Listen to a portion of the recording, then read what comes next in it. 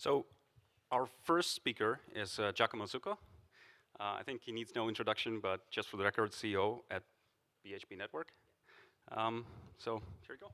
Thank you. Thank you very much. So, good morning, everybody. This presentation needs very little introduction, just 2 minutes.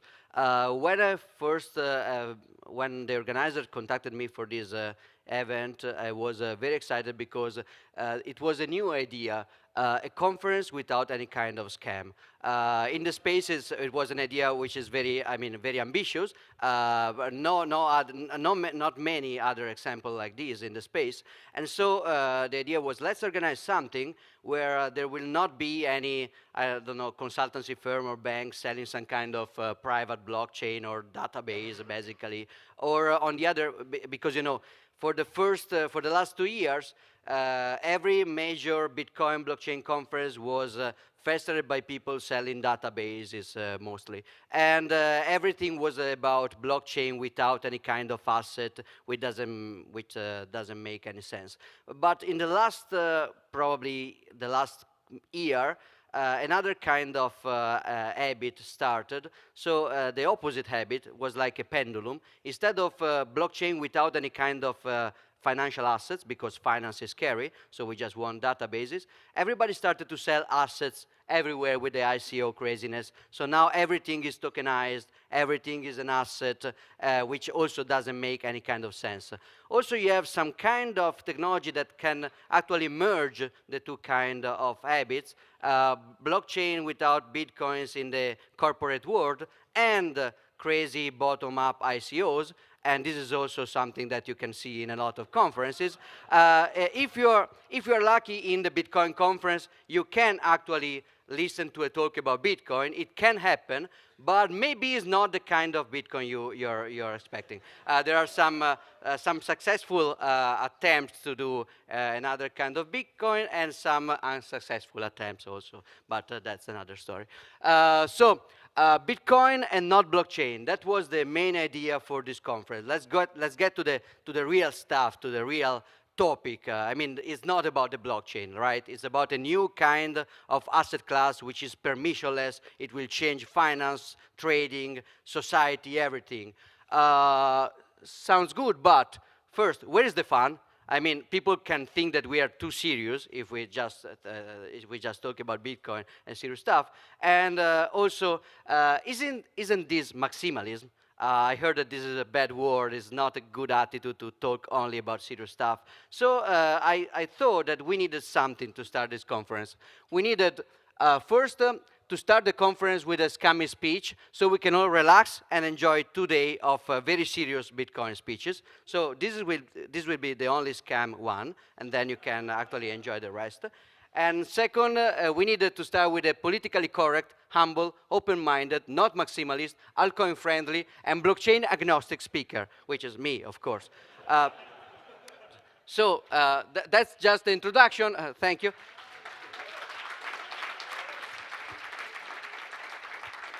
So I came out with this title for the speech. Then I reviewed it last night, and I thought it was a little bit too much, so I corrected it a little bit. Blockchain without, not really, Bitcoin. Maybe not always a complete scam, question marks. And that's the official title of the presentation. So as we said, a lot of conferences are like now presenting the blockchain space as something bigger than Bitcoin itself. What you're about to see is a real slide that a bank guy showed in a presentation a few weeks ago. The slide is this one. It's real.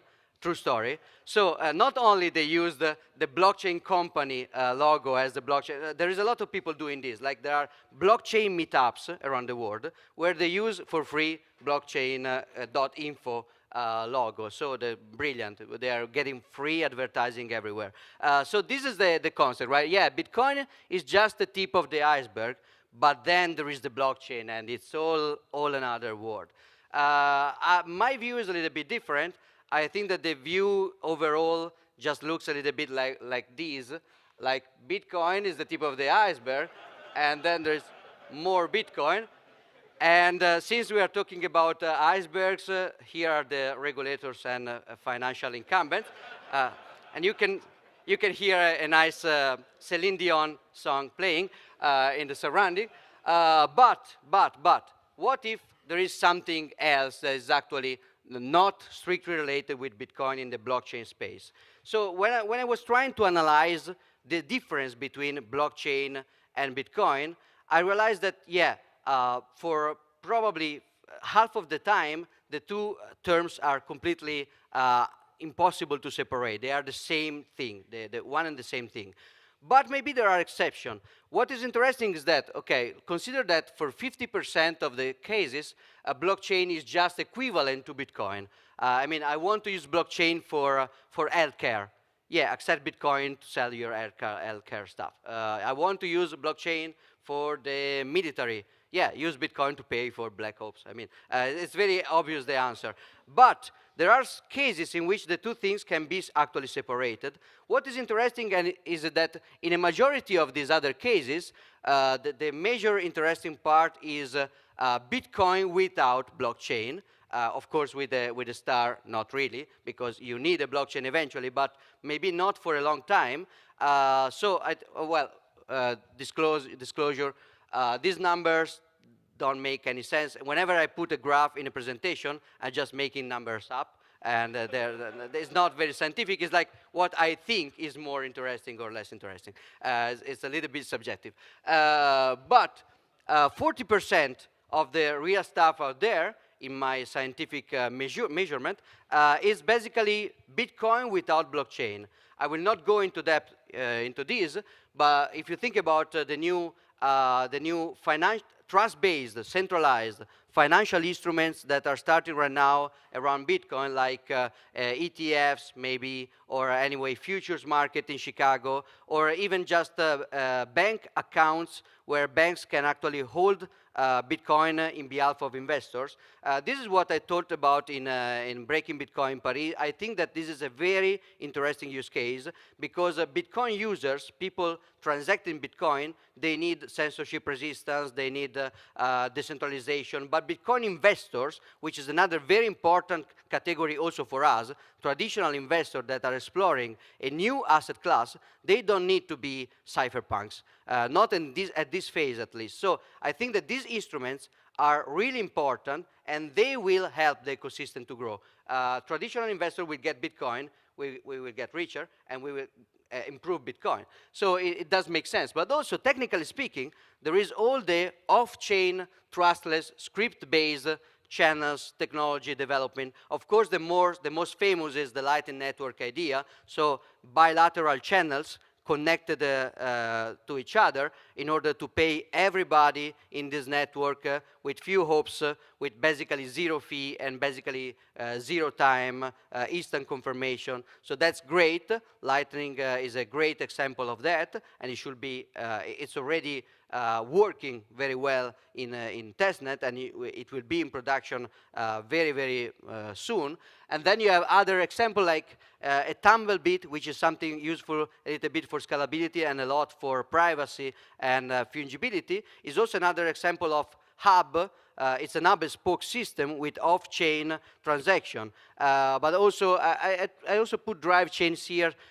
Can you call a drive chain an off-chain channel of the main blockchain? Probably not, but I didn't know how to put it in the slide, so it's here. Anyway, the thing here is that the blockchain is not the greatest thing of Bitcoin. Actually, the blockchain is a limitation for Bitcoin. Bitcoin is great, but unfortunately, it needs the blockchain to exist right now. The blockchain is a problem, not necessarily a feature. It's a necessary evil. The blockchain is bad for scalability, very bad for scalability. Blockchains do not scale inherently. Blockchains are bad for privacy and fungibility.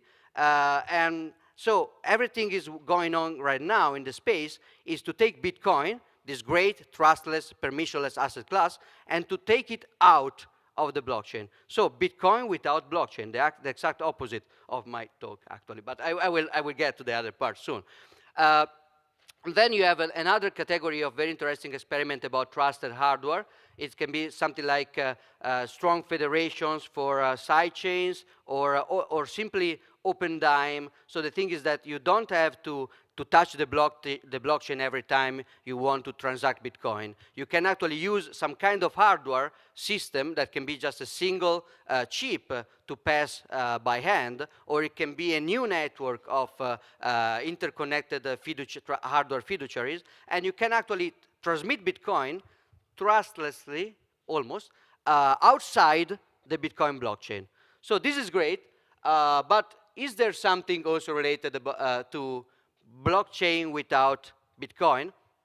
I put a 10% number there, and I find basically these three categories. The first is blockchain as an excuse, as Paul Stork called it in a very funny blog post.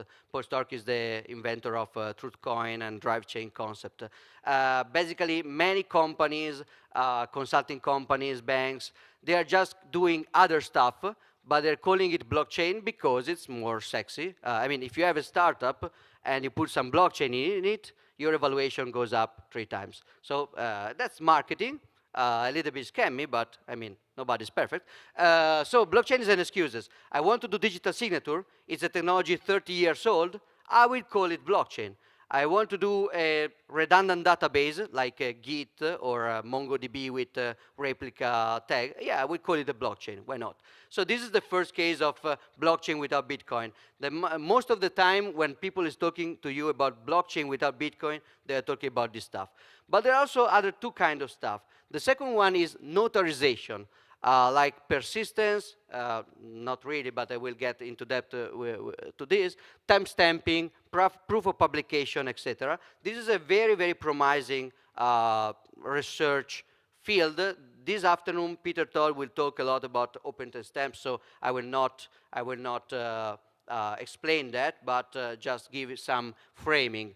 And also another thing is the possibility, and here I'm getting really scammy, the possibility to issue, store, and transact non-Bitcoin blockchain-based assets. So basically other kind of cryptocurrencies or crypto assets. Can this stuff make any sense at all? We will see that probably, maybe, sometimes, yes, question mark. So first of all, okay, I will not explore the first one. Everything can be here, it's just random stuff. I will try to explore these 2 other things, so notarization and non-Bitcoin blockchain-based assets. There is not a clear separation between the 2. I don't know if this part is a little bit technical, but the thing is that it's like a continuum where, depending of what do you want to achieve and what do you want to prove, you can use more and more something like the Bitcoin blockchain. For example, the most trivial use of a Bitcoin blockchain for notarization purpose is you want to take a very, very small. So when people tell you that they're using the blockchain to store data, they just don't know what they are talking about. The blockchain is the worst kind of data structure, especially a secure blockchain like Bitcoin, to store data, because space is it's super expensive and scarce, and you don't want to put data in the blockchain. But if you do that for very, very, very small data, what you get is that practically you have a financial network with economical incentives to keep your data always up and online for you. So maybe I'm North Korea, and I think that the president is fat, and I want to tell that to the world, but if I try to put that online, the website will be hacked in a few minutes, and if I put that on Twitter, probably, it's an example, I'm not telling that because I'm just following the rule of conduct of the conference. But this example guy is telling that the president of North Korea is fat, not me, and so he wants to put this sentence out there. If you put that on an op return on Bitcoin, that's not a very smart thing to do, but there are other better means to reach the same. But at least you know that the financial network with many billions of dollars at stake will work to keep at least one copy, more than one, of that unpruned full blockchain with your information inside. So there are there are better ways to do this. So probably you don't need a blockchain for this. This is a typical, you know, this sentence is like the typical sentence you use in a blockchain hackathon. You maybe sometimes I am advisor or I am judge in a blockchain hackathon.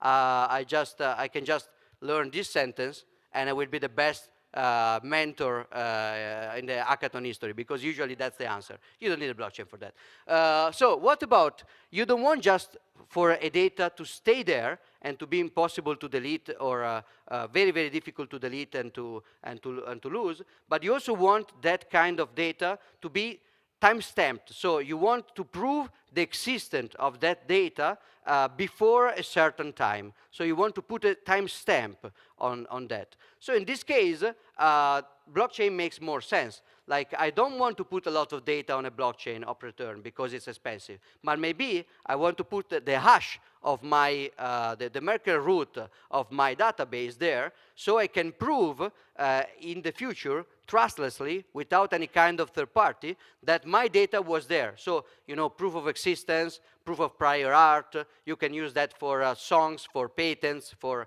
everything, basically.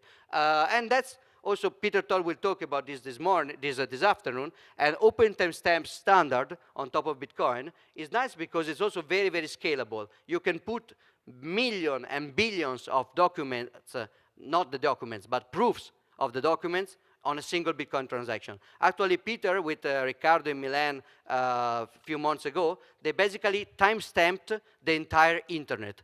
They took the internet archive, they Merkleized it, and they timestamped the Merkle root in a single Bitcoin transaction. So you can prove basically every single sentence of the internet archive with one Bitcoin transaction. So this is great.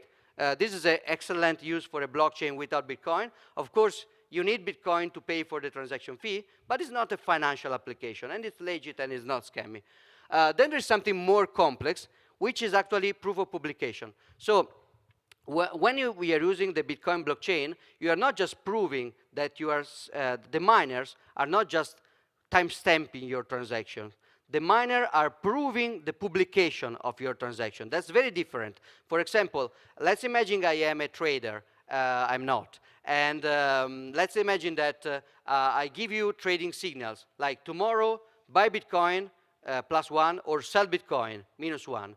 And I want you to prove that I was a very, very good trader in the last 3 years. So I will use the blockchain. I will put my, my proofs into some hashes. I will Merkleize, and I will timestamp everything I do. The problem is that when you timestamp something, you don't prove that you didn't timestamped also a contradictory opposite information. So let's imagine I'm a surgeon, I'm a medical doctor, and I have a digital clinical record of a patient, and I have to make a difficult choice. Okay, I can use the blockchain to timestamp my choice. The problem is that if I use something like open timestamps, then I can also timestamp the other choice, and when the regulator or somebody else will ask me, I will just show the relevant one to the actual reality. So timestamping stuff proves that this stuff existed before, but it doesn't prove that this stuff is existing without any kind of contradiction, without any kind of opposite statement. This is a more complex stuff. It's called proof of publication. One example, one way to do that is, for example, the website Eternity Wall. You can put eternal messages on the blockchain in return. So you put a message like in Twitter, but it's in the blockchain. It will never be deleted. And you can do that signing with your with a account-related public key. So basically, like in Twitter, you can actually prove that you can tell, okay, I'm a trader. Check my account.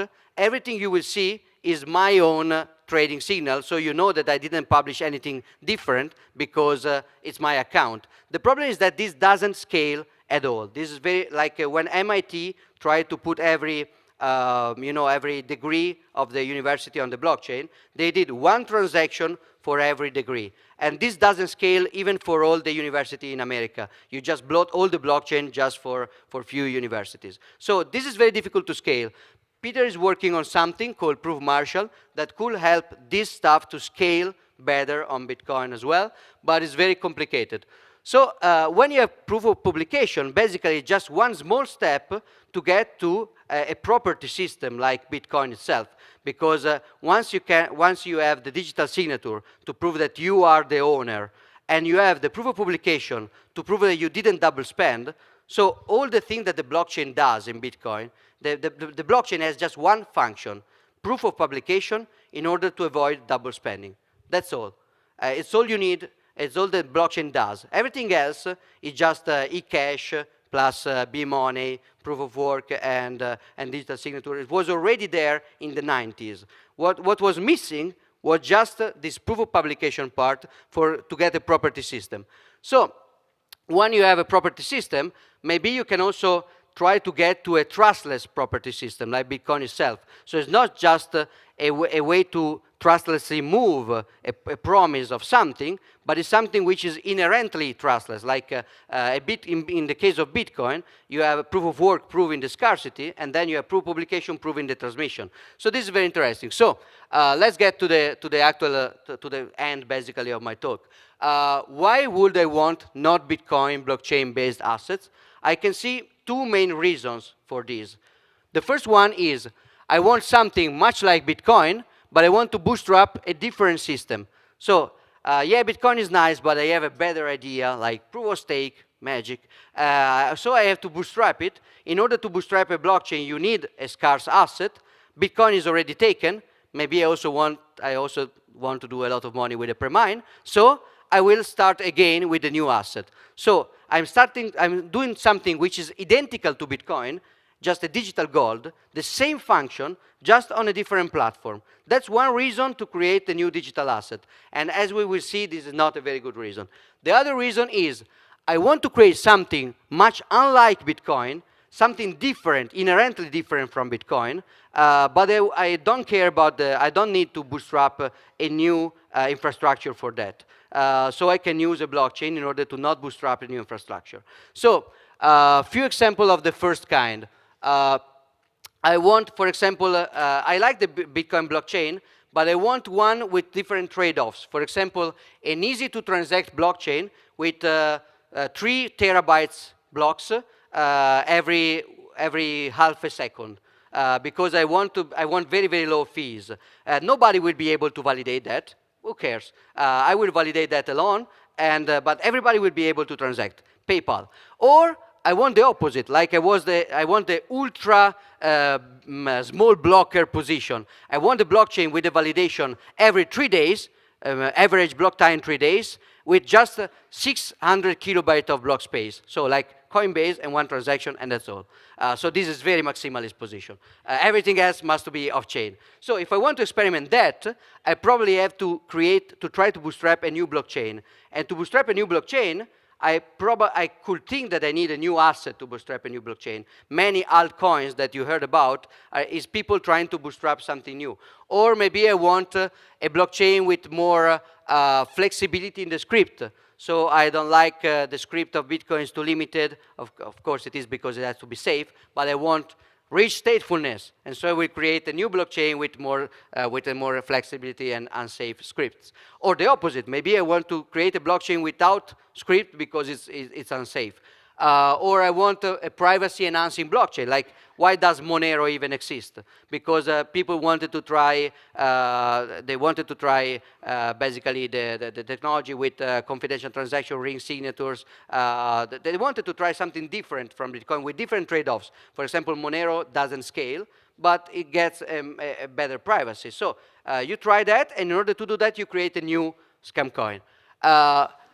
Or you can actually try a new design like Mimblewimble. This is super interesting. I don't pretend I understand anything about that. I just tell that it's interesting because other people smarter than me test that, but I don't know what it is. Or tree-chain-like design, or DAG, Tangle, braiding, Bitcoin NG, whatever. So this is one reason. Do you need a new asset for that? Right now, people thought that the answer was yes. So the first choice that many people did, like Monero itself, was an alt chain, an alternative chain, with an altcoin. So they had to recreate Bitcoin, something like Bitcoin, trying to recreate something like Bitcoin, just to recreate a new infrastructure. A better option and I am very careful here, a better option if done properly, is the recent, in my opinion, fashion of the fork chain with 4 coins. I mean, if you do that honestly, so without attempting, without phishing attempts, so if you don't try to actually scam people, calling it Bitcoin or using the same address format or not using reply protection. So if you are not doing anything of that, but if you create a new altcoin and you start from the same UTXO, I think that's actually better than starting from a new mining bootstrap, because at least you are rewarding the same ecosystem with free coins, something which is happening even too often right now, you know, Bitcoin, whatever. Probably this would be, I think this would be ethically and technically better than an altcoin, provided that you don't try to do phishing attacks, which every kind of fork right now is trying. But the optimal way will be probably what is called a side chain with a trustless deterministic two-way peg. So I want something like Monero. I don't need a new altcoin. I need a new blockchain where I can move Bitcoin trustlessly and then back to the Bitcoin blockchain. Why do you need to bootstrap an economy again when you just want to bootstrap a new platform, technological platform? Monero is not inherently, the asset is not inherently different from Bitcoin. Its purpose is the same, digital gold, just with a different technological assumption, more experimental. You can do everything you can do with an altcoin with a Bitcoin sidechain. Of course, this not really like works very much yet, but working on, very smart people is working on that, and we could have that soon. So the second reason I want something like Bitcoin is I want something that doesn't behave at all like Bitcoin. For example, I want something like Bitcoin, but just for my project. So it's like money, but you can use it only to pay me. This is not a very interesting reason to create a new asset, but it could be like, you know, a fidelity point, something like that. Then I can, maybe I want blockchain-based rights. For example, I want vote rights, because I want you to vote where my ICO money will go, or I want you to vote to get some kind of royalties. So I create a gambling site, not me, of course, because it's illegal, but my cousin creates a gambling site, and this gambling site is paid for in Bitcoin and gets the prizes in Bitcoins, and there are fees, and the fees are distributed automatically and transparently and trustlessly, maybe, to the crypto royalty owners. That's an interesting concept. It's not per se a stupid idea. Another thing is to realizing it, but it's not stupid per se. Or I want equities, so I want a check. I want to be able to trustlessly check the income on the business and also the expenses, and then I want to get all the remaining, so basically the profit. Or I want bets, maybe. I want bets. So not every kind of asset, these are like futures, right? Not every kind of financial assets is digital gold. The economy is not just gold. It's gold, it was gold as a hard collateral, and on top of that there was a lot of financial complexity. Can you recreate this complexity with crypto tokens? Or another option is, I just want to give you blockchain-based IOUs, so promises, practically. I want to give you something that represents an external scarce resource. So I am creating my resort on a tropical island. It's ICO moment. You give me your money, I will give you a token that will represent a square meter on the island. This is not as scammy as most ICOs in theory. You just have to trust me about my promise. So this, I think, yeah, I mean, well, it's me, you know me.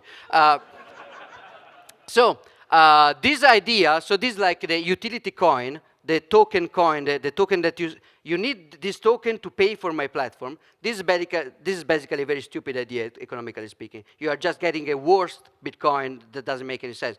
Every kind of smart contract that you can pay with a token, you can pay it better with Bitcoin directly. There is no reason to pay with a specific application-related coin. You just want money to pay for stuff. So these are stupid use cases. But these, in my opinion, are not stupid use cases. The only thing is that they are very, very difficult to realize in a serious way. For example, yeah, I can create a smart contract that is like an investment fund. You will put money there, you will vote for investments, and you will get the dividends. And, okay, you know this picture, right? Look how much I have. This is Ethereum. This is the DAO. Hopes. Uh, Sorry for your loss. So one thing is to imagine this dynamic. One thing is to realize this dynamic. Also, the last use case is very interesting. And sorry for the low quality of the Photoshop here, but I wanted to recreate the same situation. Look how much I have. This is Tether. Oops. So, okay, this is not very fair because the Tether mass is not like the DAO mass. It's completely different, with different probably also consequences. But just to tell people that it's very difficult to do this stuff. The fact that this is in theory possible and this is fascinating doesn't mean that everybody is ready to do that right now. That doesn't mean that it works. How can you do that? Probably, in most of the case, a database. You don't need a blockchain for that, in most cases. Because if your promise is centralized, for example, if you are giving away IOUs, why do you have to use a blockchain? But let's assume that you do for interoperability and standardness. Then right now, people is using altcoin approach, a new coin, or you can use a metacoin approach, which is basically use Bitcoin as proof of publication, but use a completely different system for property management, signatures. Let's imagine if I don't know how many of you know confidential asset function on the side element sidechain. It's a fully working, confidential, multi-asset program developed by Elements guys. It's very good. I put that on a sidechain. I use, or on a meta chain. I don't really need a sidechain because I don't need Bitcoin on this other chain. I create a meta transaction that gets in meta block, then gets proved in the actual blocks of the actual blockchain. And this can almost scale.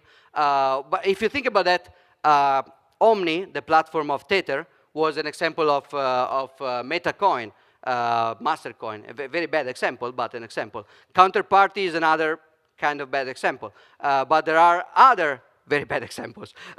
There is also the colored coin approach. In this case, I don't want to, because the problem with the MetaCoin approach is that I have to bootstrap everything from scratch. So yeah, I'm using Bitcoin as a proof of publication, but I have to bootstrap my digital signature scheme, my nodes, everything, my rules. So the colored coin idea is just leverage everything you can from Bitcoin.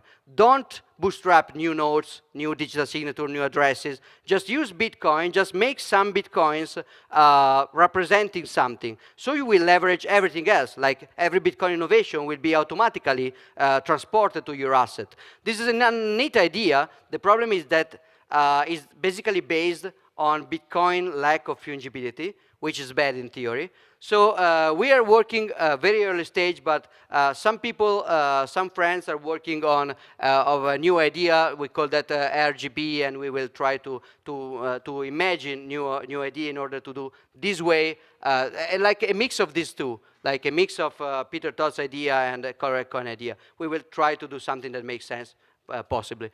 So now back to the real Honeybadger, which is Bitcoin, and now with scams. If you have any kind of questions, I'm here. Yeah, I'm wondering what you think about the current wealth distribution in Bitcoin, and I think it's been an issue that you know the way that I mean initially like it seemed like pretty equitable distribution, but if you take this maximalist approach, basically you're talking about the wealth distribution kind of like now kind of settling down a little bit because newer entrants are not able to acquire as many Bitcoins or as much as easily. And this has been one argument used to promote altcoins or other kinds of coins. So I wonder if you have any comments on that.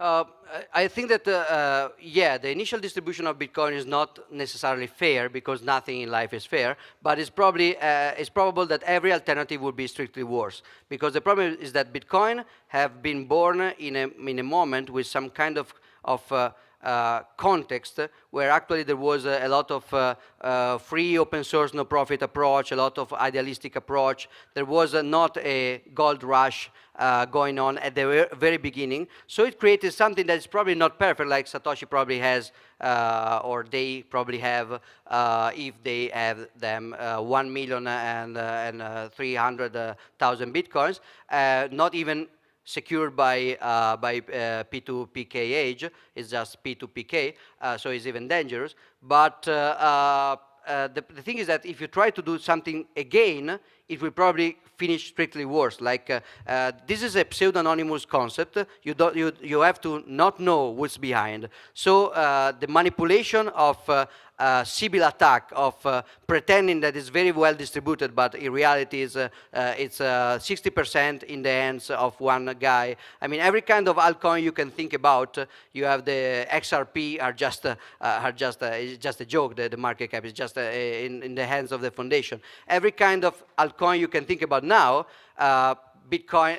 Sorry, I was saying Bitcoin Cash. Bcash is right now basically owned by. Thank you. Yeah, precision is paramount. Bcash is now owned by basically a few guys.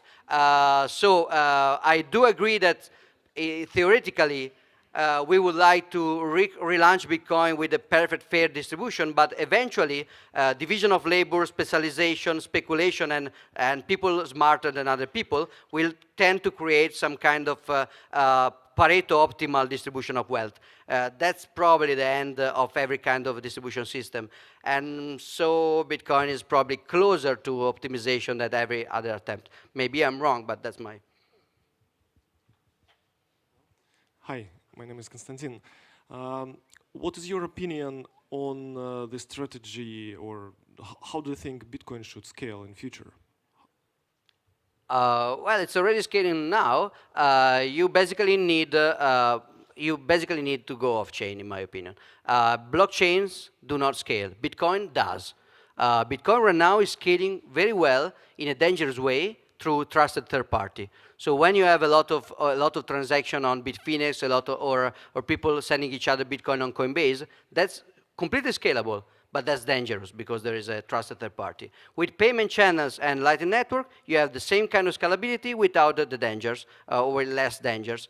So the slide that I showed, the off-chain stuff, is basically the way I think the Bitcoin will scale. Also because it's not just about scalability, the same kind of technology can also make Bitcoin's fungibility and privacy better. And I think that's even more urgent than scalability.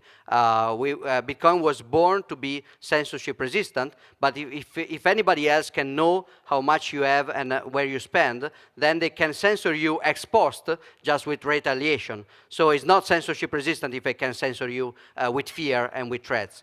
So privacy and fungibility is also economically important for Bitcoin. And off-chain is also off-chain transaction is also are also necessary for that. So I think that's of course probably in 50 years there will be no reason to have 4 megabytes with weight plus 10 minutes. Maybe you can have network that can manage I don't know, 20 megabytes and 3 minutes, I don't know. So maybe to render some of the limitation dynamic will make sense in the future. I think very smart people is thinking about that with SpoonNet and other proposals. Thanks. Over there, I don't know.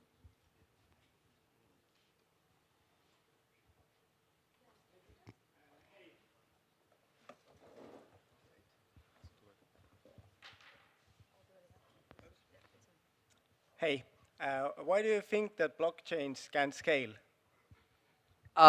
Because the blockchain, as it is now, is basically a proof of publication.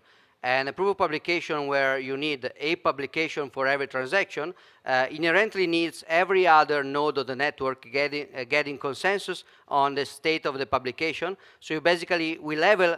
I mean, it can get some scale, but it can get a good scalability. A centralized system will always be orders of magnitude better of that, because you need every other node to get consensus about the chronology of everything. And that's worse, that's bad for privacy, because everybody will know your script, everybody will know. So you have to encrypt that with even more space, because then you need confidential transaction or zero knowledge snarks, and then you have bigger stuff, because you want everybody to agree on what you are publishing. While off-chain techniques like proof Marshall or other or channels, they don't need everybody to reach agreement to everything. So they're good for scalability and good for privacy. Yeah, but it's like we're not speaking about storing like big movies in a blockchain. It's like we're talking about small data, and with today's one, like 1 megabyte limit, it's like a joke. It's not a real blockchain yet. Let's imagine that I don't have the data here. If you search for Scaling Bitcoin Milan presentation of Riccardo Casata, you get it. When MIT University tried to put the degree certificates on the blockchain, Riccardo calculated how much big block would you need just for universities in America to put a small operator of 80 megabytes or of 80 bytes on every transaction. So just the hash, not the whole certificate. Just that will completely blot it will completely be. The two examples I did, right? It's a trade-off. I can have the super transactable blockchain where blocks are very big and very fast. Nobody will be able to have a full node, but it will be very cheap to spend. On the other hand, you will have a blockchain with very slow and very small blocks, and I can finally have a full node on my cell phone, which is something that right now I cannot have. Actually, I can with AB Core, but it's very difficult. So right now, the scale of Bitcoin is already very difficult to keep in our normal technology. When you have a wallet on your cell phone, you are basically trusting other full nodes to give you proper information. You can be scammed by Sybil attacks or SPV attacks or forks. You are not trustless, and also you are giving away a lot of your privacy, because when you're connecting from your cell phone, you are using room filters to ask stuff to people. So the situation with our present scale is not optimal. If you try to improve that, just changing numbers is just going to be worse. So we need another strategy. Of course, well, that's like the scalability debate, and I suggest not to get too much in depth about that, because it doesn't help very well.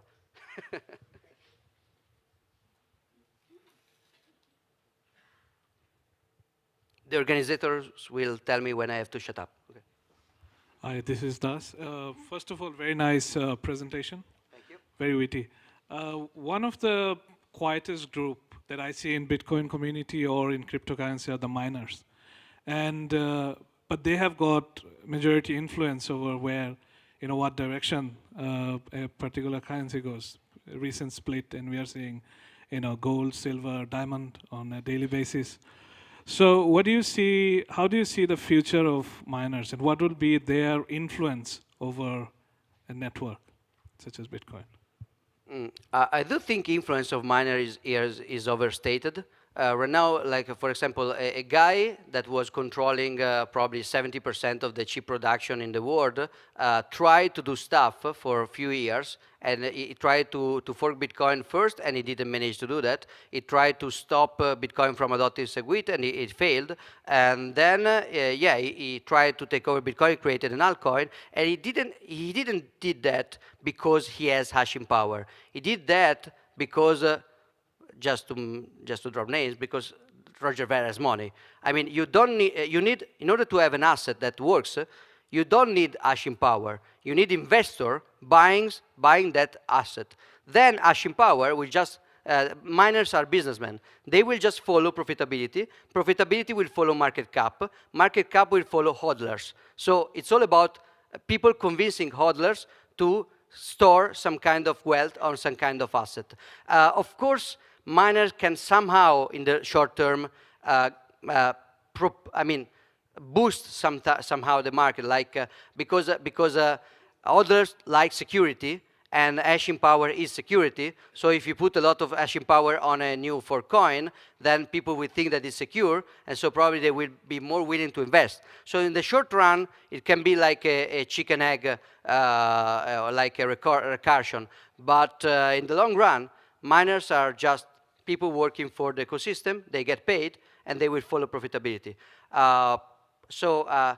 Of course, centralization of ASICs production is bad because it created a lot of, I mean, the worst situation, the problem in the recent years is wasted energy.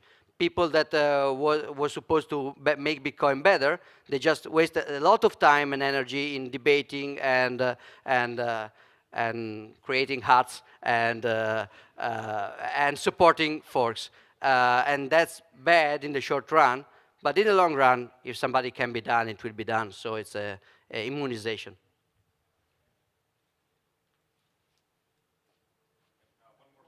One more,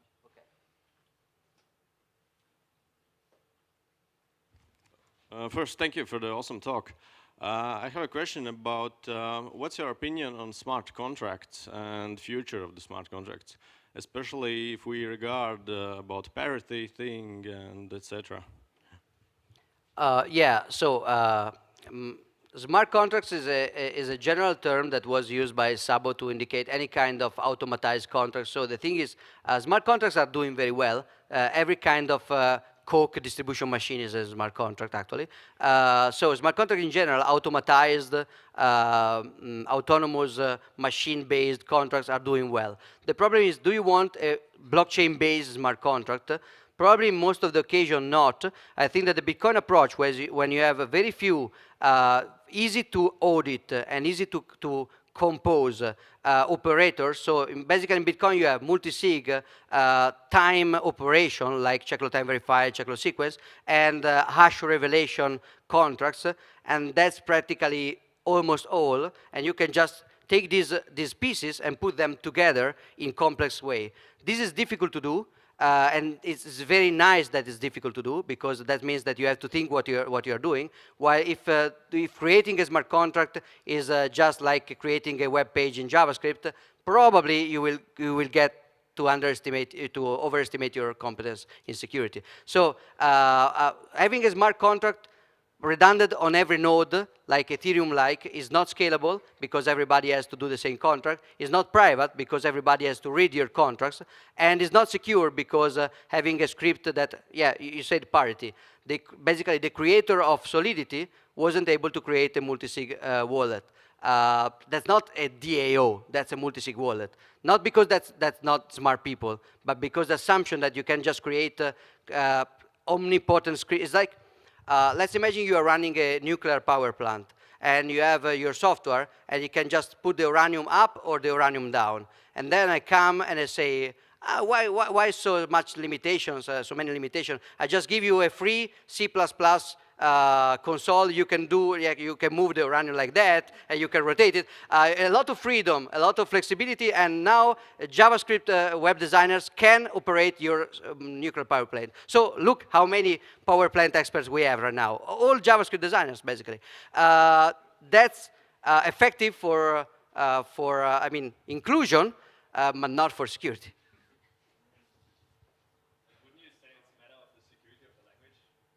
It is, but the more complex it is, the more flexible is the language. Inherently, the less auditable it is. You need formal proofs. You need 5 years of conferences about formal proofs in order to imagine to be secure.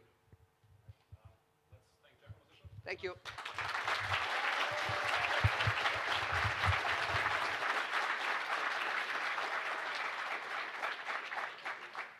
So, first thing I want to talk about is monopoly. It's an important point in economics. I'd like to define the term very quickly because I think it's important.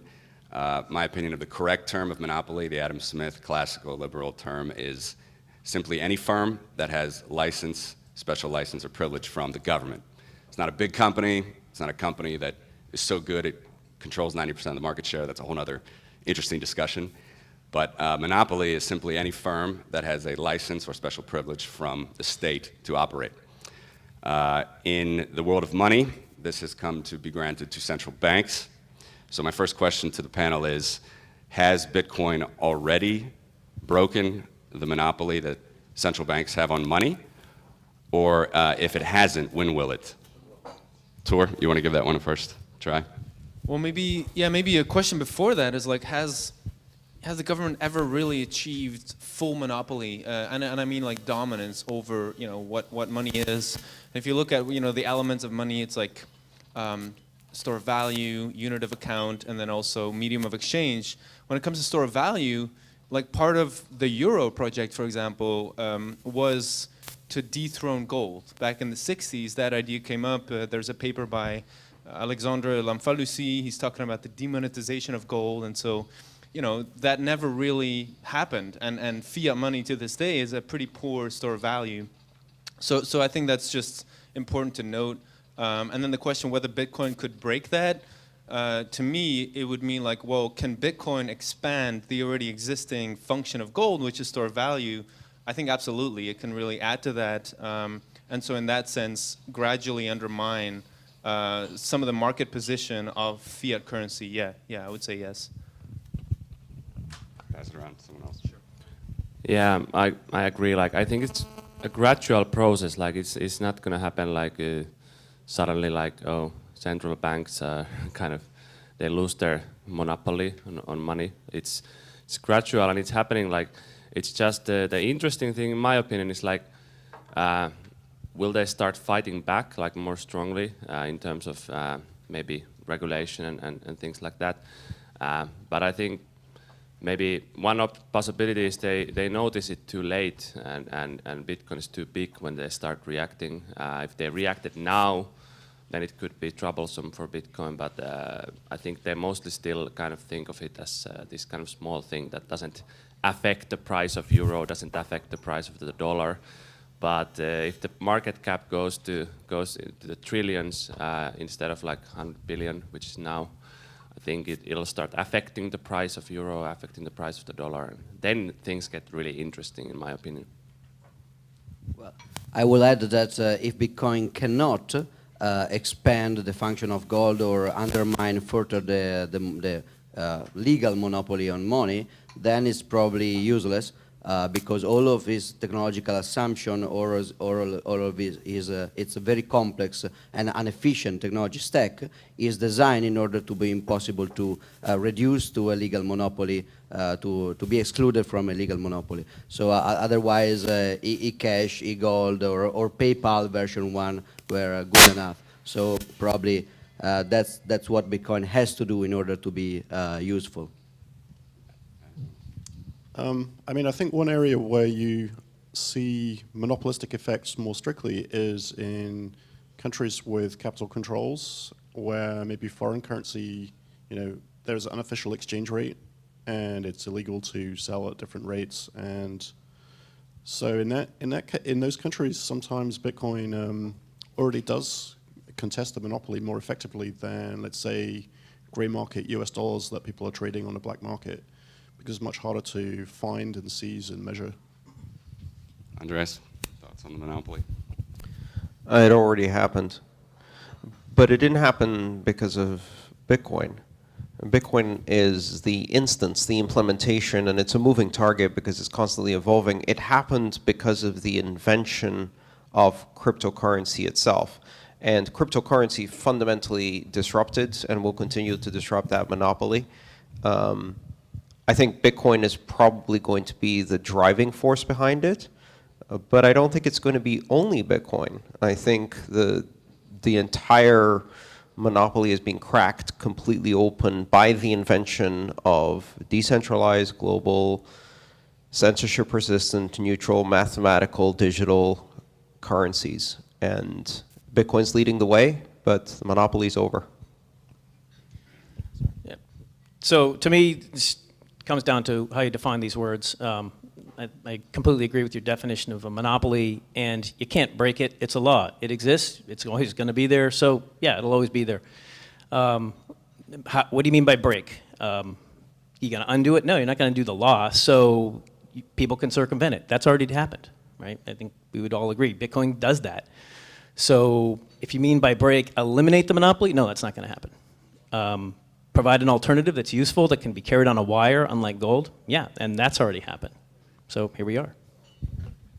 I think that's a good segue into the next one. So if it is not going to happen, I'd like to quote an old quote from Hal Finney. Nick Szabo has said something similar, and it's regarding the banking system itself and maybe Bitcoin backing banks.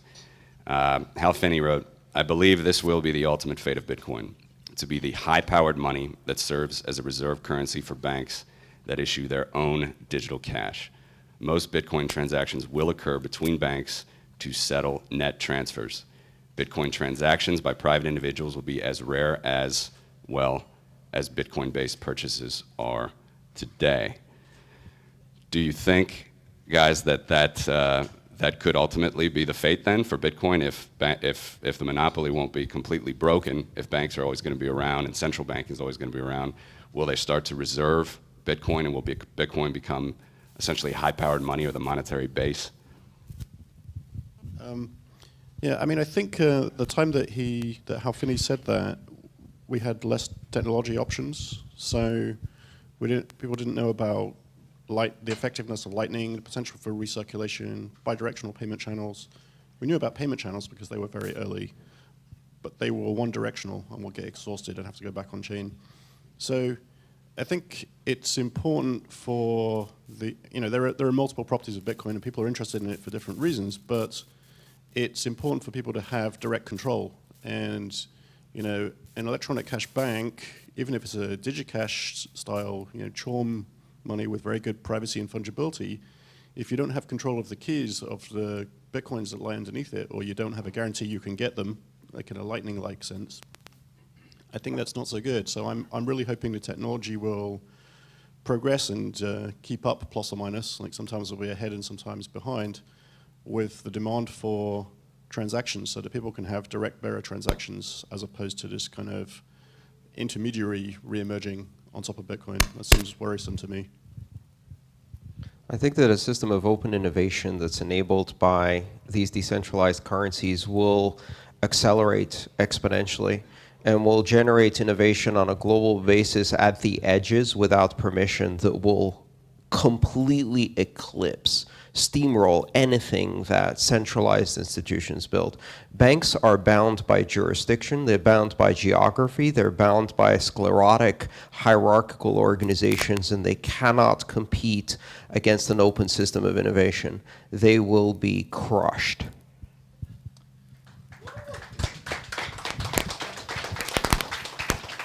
I don't know if I can top that.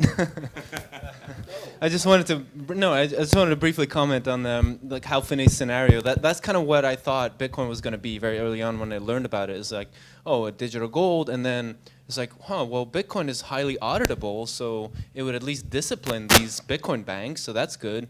And also, Bitcoin is very, very quick to move and quite easy to store. So a bank run would be a lot easier if we had a Bitcoin system.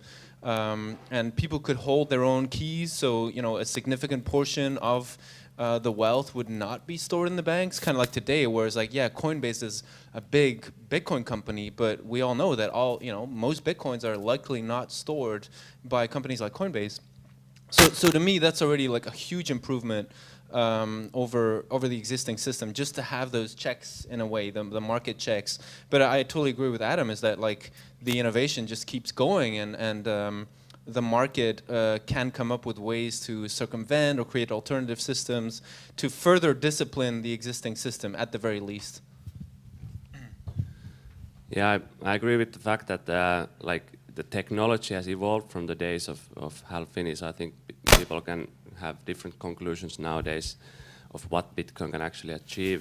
But I just wanted to add that I think that it's kind of a half-truth in a way that I think, my opinion is that central banks will start participating in Bitcoin, like by taking positions in it. Like once it gets to the stage where it's actually really big, starts affecting regular markets, I think the most likely scenario is they're actually going to take positions in Bitcoin and crypto. So they will hold some crypto, probably a lot of crypto eventually. I think so. That's kind of a half truth. So they will be probably part of it in some way, but I don't think it will be limited to like the banks, so the technology can really, in the future, it can handle a large population using it in a decentralized way. So. Yeah, I think that like I was saying yesterday, what doesn't scale is the blockchain, as Adam says, not Bitcoin itself. Bitcoin can scale beyond the blockchain. So even in a case which I think is unlikely, in which we have a centralized hub, trustless or semi-trustless or even trust-based, the asset itself, the new asset class, which is easily auditable, which cannot be manipulated easily, which can be easily transported and stored, is still a revolution. I'm not sure that banks as an institution, at least in the broader term, will be obsolete, because they don't just store stuff or transmit stuff. They also assign credit, which is a function that may be some kind of crazy AI, but Bitcoin itself, there is no smart contract for credit by definition. So credit function based on reputation can still be kind of centralized. And I think that for some years, there will be a bridge between the traditional investors and this new asset class that will see the role of traditional banks, traditional financial institutions still very active. But of course, in the long run, store of value and transmission of value can be taken over by Bitcoin completely. I already answered it once, but I wanted to add something. So that was that I think Bitcoin offers new types of custody. So with a bank mandate, you can set up a bank account where two people from a company, let's say two directors, have to sign checks over $100,000 or something. But with Bitcoin, you can have those kind of contracts that are enforced by the blockchain itself. So it's possible to have a kind of virtual bank. So the Green Address wallet, which is part of Blockstream now, and there are other wallets that work this way, has two signatures. One is a key that you control, and the other one is in the Green Address server, and it won't co-sign the transaction unless you pass some two-factor authentication, like an SMS, email, and potentially like a phone call with a human could be added. And the point is that if after 90 days, it reverts to single custody of the user. So Coin Center did an analysis of a number of different types of holding Bitcoin. You know, Coinbase was considered custody. Holding your own keys in a Trezor is obviously not custody, and the Green Address they consider not custody. So you can get kind of bank-like experience and security assurances from this smart custody model, which was inconceivable before. So I think you can get, you know, I mean, we were talking about a different topic, but basically bank-like security assurances that somebody's going to check that's an unusual transaction. Did you really mean to send all that money, or are you being blackmailed or something, right? So these kind of assurances can be provided without custody risk, essentially. I will also add that Bitcoin could help losing the regulation also over centralized institutions. Like, for example, you had Napster. Napster was illegal. Napster was shut down. Then now you have BitTorrent. BitTorrent cannot be shut down. But this implies that the incentives to shut down a centralized web streaming service, now that there are a lot of centralized, very easy to censor web streaming services for movies or TV series, they are illegal. They are not shut down because what's the point when you already have an alternative that is maybe less efficient, but very, very standard, very, very... So I can see that maybe along with Bitcoin, there could be even new experiment like PayPal initial version, centralized, but now more difficult to censor because there is already an alternative that you cannot censor. So like a waterfall effect. Yeah, first I just want to say I think your point on credit is spot on. Banks serve two different functions.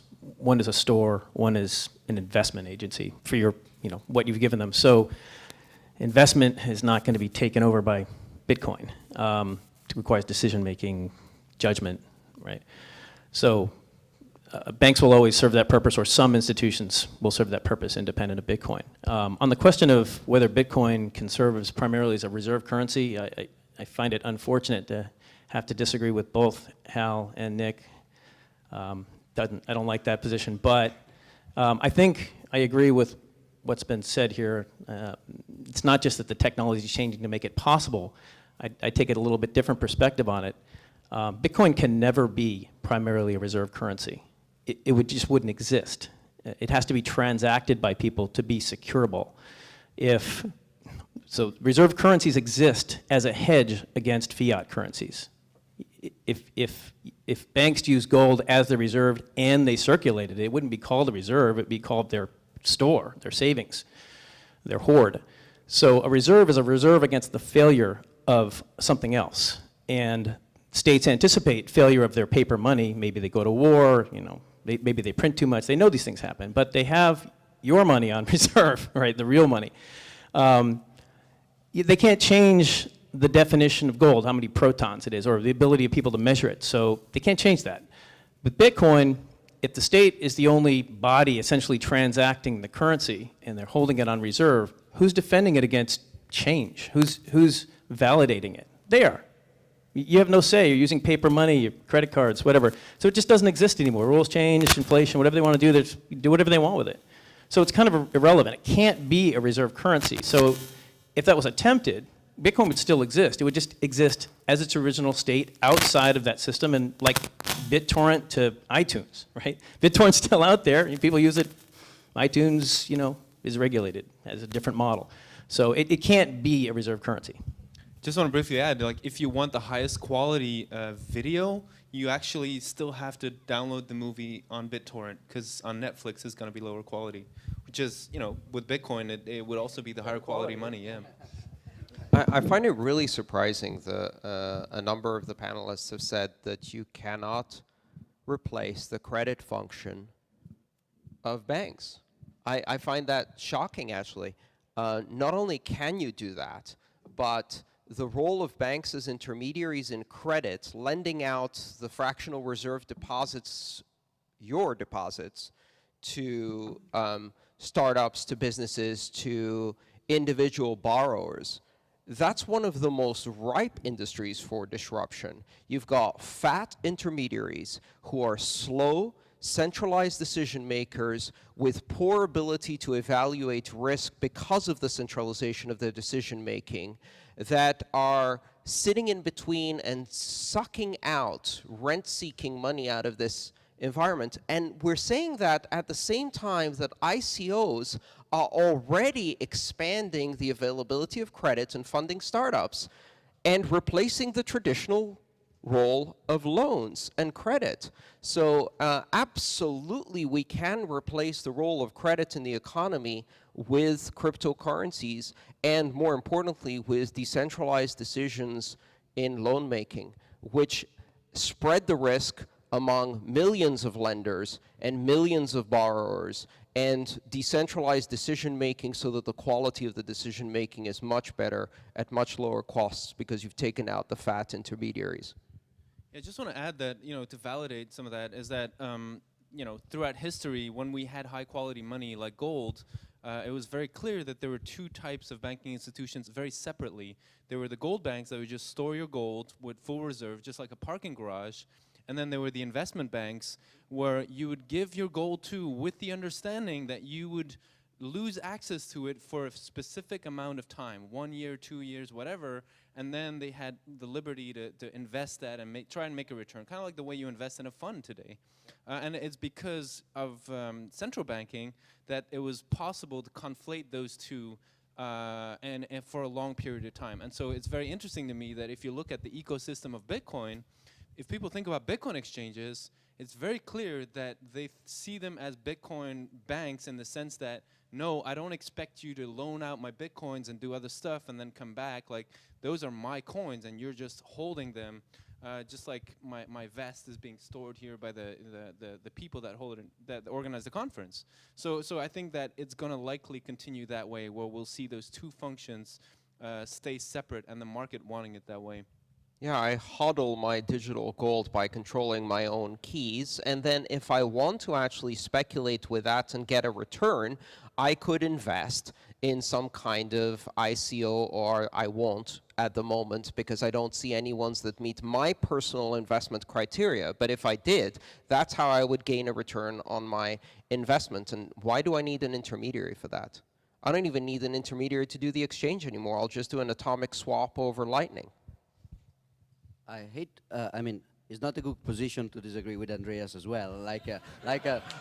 But no, but I don't think that.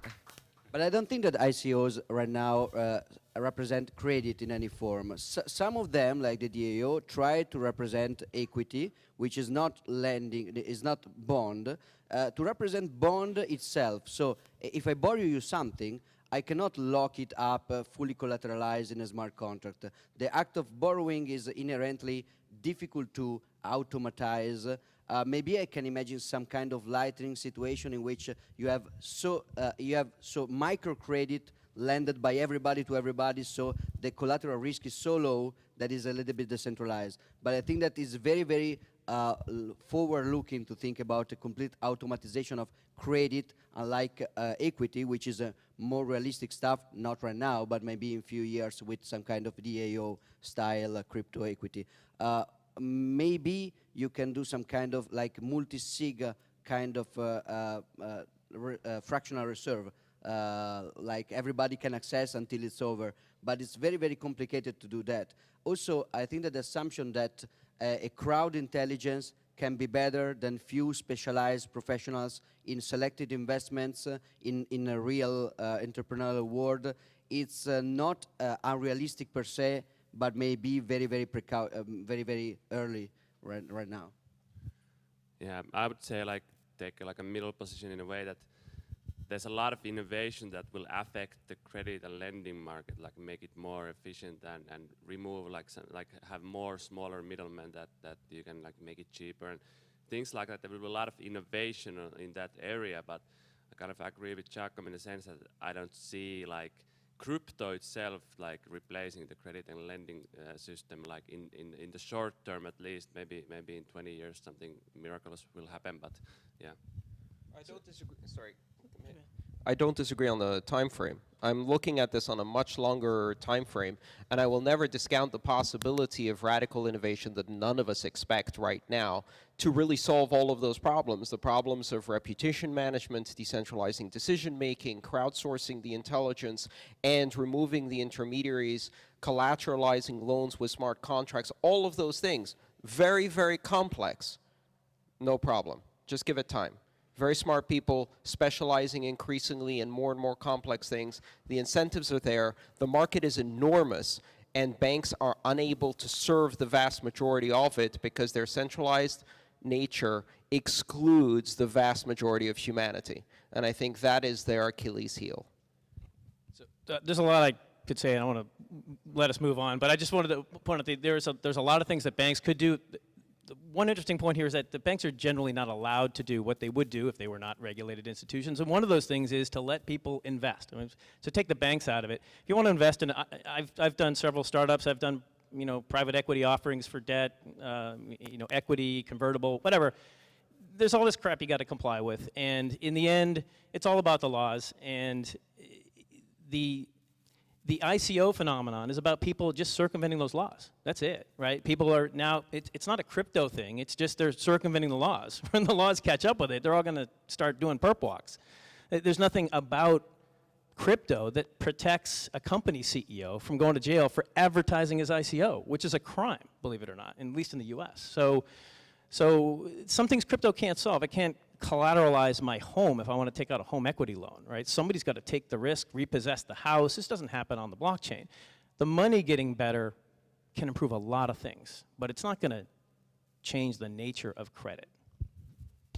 It's a good segue, because I did want to get into ICOs and the role of the state in regulating them. I think most of us would agree here and probably in this room, and like sort of caveat emptor, let the buyer beware.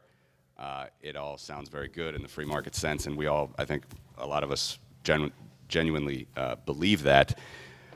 Nonetheless, it seems fairly clear to me that 9 out of 10 of these ICOs, just like perhaps 9 out of 10 startups, are going to fail, but it's going to be in a big way.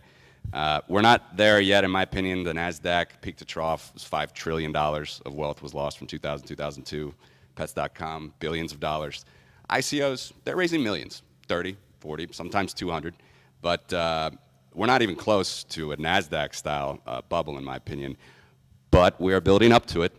And what is the role of the state going to be as it comes to ICOs? All this stuff you're saying, you know, credit in the long term, that's all I think very good. But the short term, what are they going to say about these ICOs? They're going to freak out, and they're going to pass reactionary laws, and they're going to try to regulate a global phenomenon based on local jurisdiction, and they will fail. And the reason they will fail is because the speed at which they can adapt legislation is far slower than the speed at which this technology will continue to advance. Every single technological innovation in history has broken the law. And the reason it's broken the law is because the law is written based on tradition of what came before, and that's exactly what technology is unseating. And that will continue to happen. And eventually, in the progressive countries that are trying to gain the arbitrage advantage, they're going to rewrite the stupid law to accept the new normal that everybody has already been doing for a while in circumvention of the law. And that's exactly what will happen now. Uber was illegal, and everything it did was illegal. Skype was illegal, and everything it did was illegal. And if the giants of market capitalism are hoping that what will protect them from competition is government, then market capitalism has failed in that instance, and we will fix that with more market capitalism. I would say that if we are relying on government to do the right thing, we're failing, right? So if we're assuming that our technology is going to work because the government won't do what they've done for the last 80 years or so in terms of regulating investment in startup companies or otherwise, you know, we're just betting on the goodwill. I completely agree with Andreas' perspective on, you break the law and you advance technology. That makes sense. But I think it's kind of, we can't argue that crypto is going to fix these problems. It's people taking risks that are going to create the opportunity for change. But relying on the laws to kind of protect us is backwards, right? We have to provide the solutions that allow people to take the risks in a distributed manner. Everybody needs to take a little bit of the risk, not let one person take all of the risk. Like the CEO of Coinbase is taking all of the risk for whatever they might be doing instead of 10 million people taking a little tiny bit of it and letting the state come after each one of them. So when it comes to ICOs, it's very powerful, still fairly small, but if it doesn't get shut down, it's going to take over the entire securities market, all of it, because it avoids all of the regulatory costs, which are tremendous. And you can say it can't get shut down. I mean, I understand the perspective, but any company that exists in meat space in the United States, in pretty much every other Western country, they can shut them down, right? And so what can't be shut down, or is much more difficult to shut down, is a distributed offering to a black market company, right, that operates outside of the system, that is hiding. That's what's now possible. Getting a company that has an office with employees, to do the right thing is really easy. You just walk in there with some handcuffs. Yeah, just to add to what Andreas and Eric are saying, like if we have to wait on the government, we might, have to wait a long time. And I just want to say something about that as a market participant. There's quite a lot you can do, especially over the long run collectively, because if you look at, fraud in general, because I think that's kind of where I get uncomfortable looking at some of these ICOs, is that I'm suspicious that there's some deception going on about claims that are made and things like that. And in general, if you think about what's happening, it's like people with high time preference exchange money between each other, and then people with low time preference, they maybe sit it out, and then if there's all of a sudden people move their money from Bitcoin to some altcoin because they're afraid, well, that's a buying opportunity for the long-term oriented investor. ICOs can be shorted, right? If they become big enough, you'll be able to borrow the shares. In the traditional markets, there's firms like Muddy Waters who they've been focused on scam. This is like traditional stock market scams from from China, and so they take a short position, then they publish a report, the stock goes down, and they make a profit.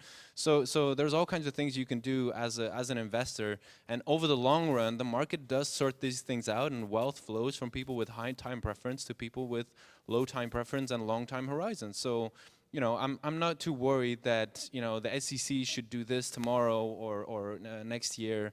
I think it's you know, we don't have to wait for that. I think that paradoxically, it's funny that I mean, reactionary laws by the government about ICOs as unethical or ineffective or stupid or useless or worse than useless that they can be, will help making ICOs better because once you have reactionary laws actually affecting the market, first of all, you have to go the Satoshi way. You cannot create an illegal black market crypto security just with your marketing team, with faces and advisors in your website. You have to go, if not pseudonymous, at least fairly plausible and deniable. And that's better because that will take a lot of marketing out of the equation. And marketing is really borderline with scam right now. So, I mean, Bitcoin could not rely on deceptive marketing. There is not a marketing team for Bitcoin. So either it is a sound technology or it is not. And second, also from the point of view of the technology platform, it will move ICOs or crypto equity or whatever to platforms that are really censorship resistant, maybe not account based, maybe with good fungibility, maybe not easy to revert and to modify. I'm not talking specifically about Ethereum, but so technologically speaking and socially speaking, the reactionary law can help. Of course, I hope that they are wrong, but yeah, I think so. You said something about 9/10 of startups fail. There's some statistics in that range, but for the ICOs, I think it's like 99 out of 100, because you know even if they and then you know that's the success ratio because nobody's doing due diligence. Even the technology proposals are implausible. You know, people can talk about making Star Trek Enterprise. Space station, I think it's been proposed. People have collected money for it. There are worse things, and you know that's in the proposal, like the feasibility. But on top of that, there's also the investment contract. So if they do a moonshot and they succeed, you know, 1% chance, the contract says often this is a donation. You will not get any money back. It's not a share. Like some of these things are to deal with the regulations, but you know, a normal investor, like a private investor, small, medium, or large, looking at this with their own eyes without being a lawyer or employing somebody who has experience setting up startup contracts for investors, would say this is a ridiculous contract. You know, tear it up and send them back a replacement contract. So there's no reason you can't use this technology for interesting leading edge things like Uber and Skype and stuff like that, but using a normal contract. I mean, there are lots of template contracts you can use, like safe agreements and other kinds of contracts. So it's up to the public to exert some market pressure on them, saying we're not going to buy this thing unless you put a sensible contract on it. I think your definition of failure might be different than theirs. All right, well, let's turn that then a little bit more towards Bitcoin and just markets again that are open, even maybe morality here about what's legal and not. It's obviously something that this community has tried to stamp out for years. Bitcoin's only used in illegal activities. It's fairly easy to stamp that out with numbers. I mean, the IMF themselves estimate 10 to 30% of every economy in the world, regardless of which country, is shadow market, gray market, black market activity. Whatever, payments under the table to prostitution to gambling, whatever. 10 to 30%, round numbers, 100 trillion GDP of the world. That's a pretty big number if Bitcoin's only less than 200 billion in market cap. It doesn't really seem, it seems like it's a pretty easy case to make that the US $100 bill is contributing to those markets. But regardless, to get it maybe away from ICOs, but just, I mean, is our morality, our legality, the markets that Bitcoin is going to serve, is it just going to steamroll through everything, regardless of what the government classifies as a shadow market? There is a vast difference between morality and legality. And I think it is a complete failure of morality to try to limit morality to what is legal or try to limit what is legal to what is moral. Morality and legality are two completely different things. The vast majority of black markets are not immoral behaviors. They are unregulated, unofficial, and in some cases untaxed behaviors. The vast majority of black markets are someone selling bananas by the roadside without a license. That is the black market. It's someone buying an apartment in a country where you have to pay a 60% tax on that real estate purchase because your government is the mafia. That is not an immoral black market. I would argue that that is a moral black market. In fact, it is a fundamental imperative and human right to allow people to be able to exchange commerce and transact in non-violent, non-harmful activities with each other and make the choices they want for their own prosperity. It is immoral, in fact, to legislate against that behavior. So there's a vast difference. And yes, Bitcoin will serve black markets.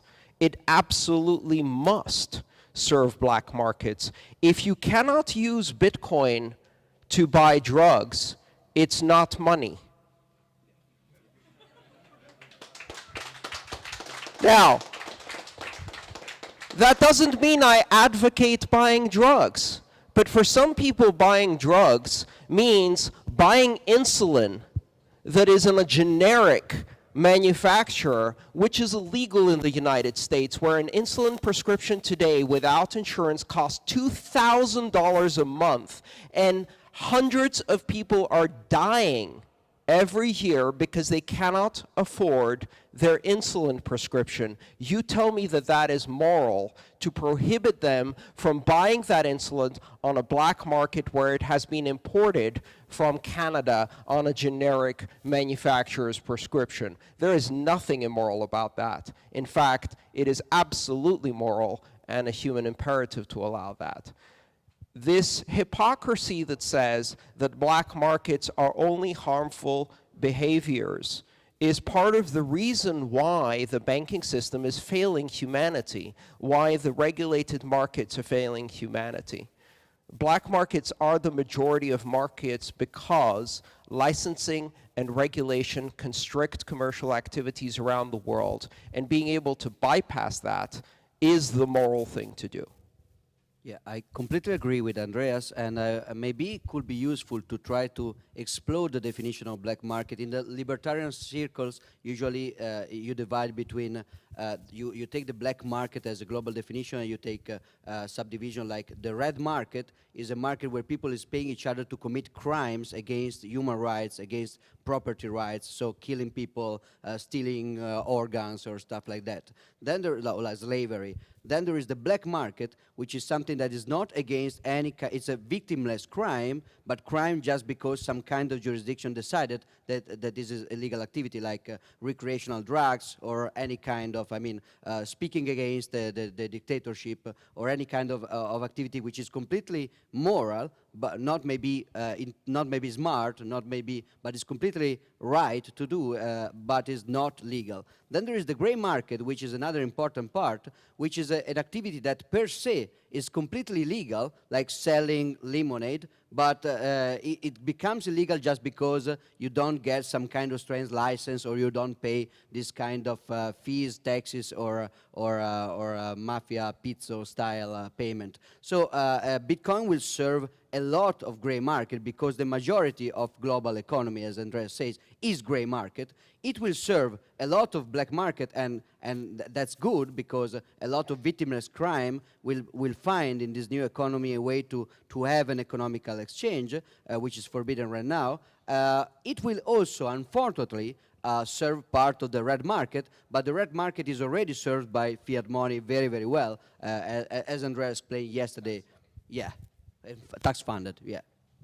I just want to briefly say something about you know, in the past, I've regularly commented on like darknet markets and black markets, gray markets, and people often get a bit uncomfortable when I do that, especially people who are new to, you know, the technology, or who want for Bitcoin to have like a, you know, a pristine image or something like that.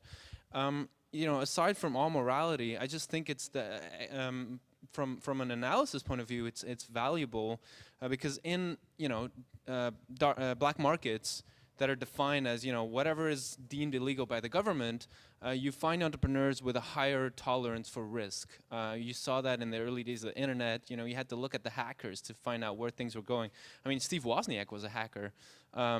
So I think that's valuable to kind of see where things are going. And at the same time, these people, they have a high risk tolerance, but they also have a need for privacy and, you know, doing things in a permissionless way.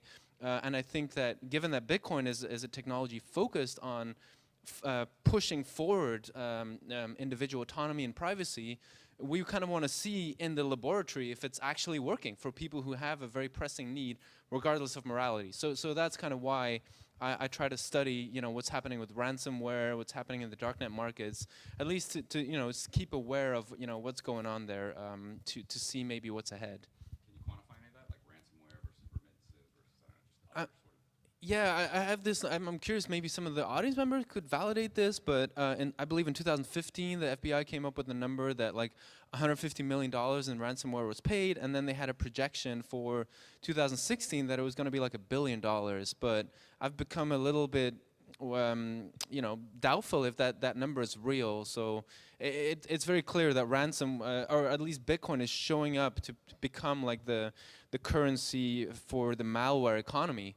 But it's very hard to get a grip on how big things are. I think at least you can say is that what Bitcoin is doing is it's basically pushing the internet to become more healthy, because anybody who has bad security practices, their database gets hacked and it gets sold on the darknet market. So hackers have a way to monetize their actions, maybe the first time ever, or at least in an efficient way.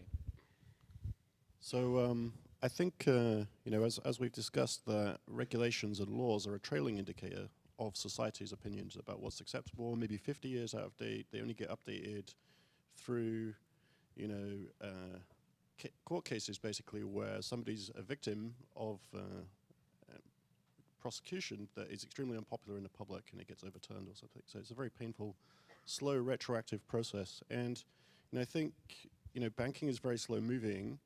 And what Bitcoin has done is given a new technology, so finally we can move finance forward. And the finance pendulum has swung very much in the direction of control, even towards eliminating cash. And as we've heard, the cash parts of the economies are quite large. You can see the extremely bad effects of very short notice elimination of some currency units in India. The 1,000 rupee note, you know, it bankrupted a very large number of very poor people, and so it was a bad thing. So anyway, I think the idea that, you know, society can find a balance, so it's fine for Bitcoin to be completely unregulated and allow people to do whatever they want, because it allows society to find a balance. Without that, there's no counterbalancing mechanism that can operate at a distance.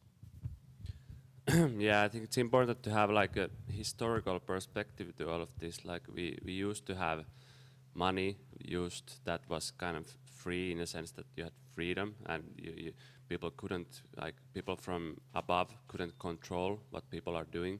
We had cash and we had like gold-based money and silver and so on, and like we are moving away from that in the regular economy, like removing cash. Then we have everything is electronic payment, everything can be supervised, everything can be seen, and people are not equal in their freedom because you have the people who are controlling things and making laws and can put people to jail.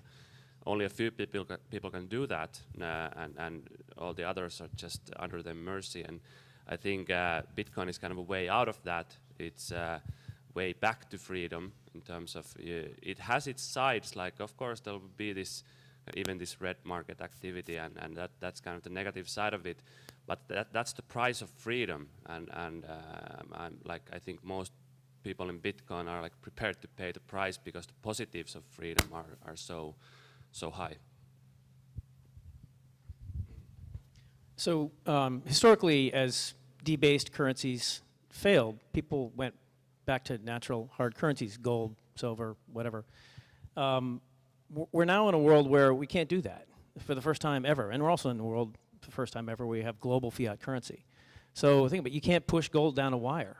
It has to be custodial if you're going to do that. So you go back to the original problem. So now we have a situation where as currencies fail, like Zimbabwe, Venezuela, current ongoing failures, people don't have that alternative. They need something that works. So Bitcoin exists fundamentally as a resistance to currency controls, a hard money that can be pushed down a wire. That's necessary for people to have their basic freedoms. So Bitcoin is fundamentally an act of resistance. It anticipates, it expects that it will be illegal, at least in some contexts, if not all contexts. So I think it's just fundamentally misguided to think of Bitcoin as kind of being independent of all those activities that are illegal. Bitcoin itself is an illegal activity. Just one final comment. White markets defined by what is legal include $3 trillion a year to wage war. War is legal, funded by your tax money. Slavery was legal for thousands of years. If you base your morality on what is legal and you condone money that can be used to fund activities like war that is legal through taxpayer money, I question your morality. Maybe we should have like a definition for the part of market which is red, so against human rights, but legal or government sponsored, like pink market. A new definition. I support it. Green. Right. All right, guys, very good discussion. One more before we wrap it up. We actually interviewed this week on our show Brian Kelly. He's a big investment banker in New York, very well-known, good sort of agnostic, very positive guy on all cryptocurrencies. But I asked him a question specifically for this panel, if he had one for you. And this is what he asked. It's about developers, the economics of developers. He said, if I'm the world's greatest next generation young developer and cryptographer, why wouldn't I simply create my own coin and compete with everyone else on my terms? What economic incentive do I have to come and work for the support of Bitcoin or Bitcoin Cash or Bcash? He actually. Developers are not motivated by economic incentive. It's very, very simple. Creative people are motivated by being around other creative people. They learn by being around accomplished developers. They thrive in collaborative environments. And software is not a solitary endeavor. It is now a fully collaborative experience. And developers cannot be paid to work on a project where they are not working with the world's best. And the world's best are working on Bitcoin.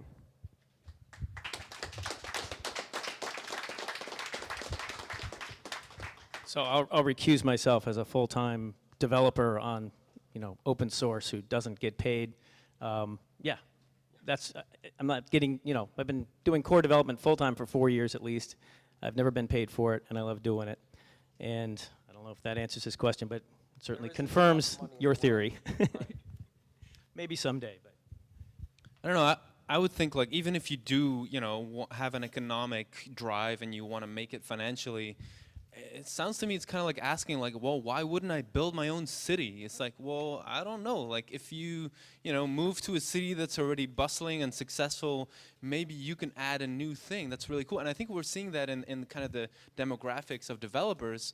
The people that are working on second layer scaling technologies, they're younger than the core developers on average. So I think that they're seeing that this is kind of where things are going, and they're adding to the stack, and they can be open source developers, but they know if I add this new layer, then maybe, not only do I have maybe some of the deepest knowledge in the world about it, but then there's all kinds of business opportunities that will come out of that. So I think that's a much more rational and fruitful approach than to say, I'm just going to reinvent the wheel, at least to run that risk. Yeah, I think that there could be like two forces, like One incentive individual is why cannot I launch my own scam coin? But the global, I mean, globally, rationality would impose to not build your city from scratch, or your internet from scratch, or your mathematical notation from scratch, or English as an international language from scratch. You use network effect, you leverage standards. So the global rationality, the benefit of this ecosystem will be to leverage existing open standard. Also because in the layer of products, you want competition and fast evolution, while in the layer of infrastructure, you want stability and you want convergence and unification and interoperability. So the more you move toward products, the more you want creative disruption, competition, a lot of aggressive competition. The more you move toward base layers and infrastructure, you want stability and unity, basically. So there are conflicting incentives here. One of the answers is a very imperfect incentives for developer, unlike previous open source developer, I don't know, Linux developers or BitTorrent developers. Bitcoin has an imperfect, but it has a monetization system. I buy Bitcoin, early adopter. I work on Bitcoin. I make my stack better. Of course, there is a lot of free riding here, because even if I don't do anything, I will still be richer. But it can work somehow. It's not perfect, but it can work. Also, as they said, the best, luckily, economic incentives tend to attract the worst, the replaceable, the commodity part of the developers, while the very, very creative, motivated developers, they are not moved principally by economic incentives, that we have seen in very, very incredible cases in our personal history, I guess. Yeah, I mean, it's an observable effect that even the forks struggle to find competent developers. There were sort of hair-raising mistakes, even when they only changed a few dozen lines of code. Turns out there's like 4 severe bugs in it or something. Nobody reviewed it, and people who are skilled in sort of consensus layer and the high-risk parts of Bitcoin's protocol layer, there are very few people with that skill set. It's a big code base. It involves a lot of complex areas of mathematics, cryptography, networking, and systems programming. And people who are involved in that, I think, fortunately for us, it's a kind of aesthetic or artistic endeavor. They want to make a beautiful thing more beautiful. And so, when people wonder, I've had conversations with, let's say, a VC who was, let's make Bitcoin go faster. We can throw money at it. And I said, well, good luck with that, basically, because you can't hire an artist to deface a Picasso. Basically, they're not going to do it. So that's something that is positive for Bitcoin, and I hope it lasts. It's good enough. Let's leave it there with an expert developer comment. We got to move on to our business panel. Thank you very much, guys. Really appreciate it.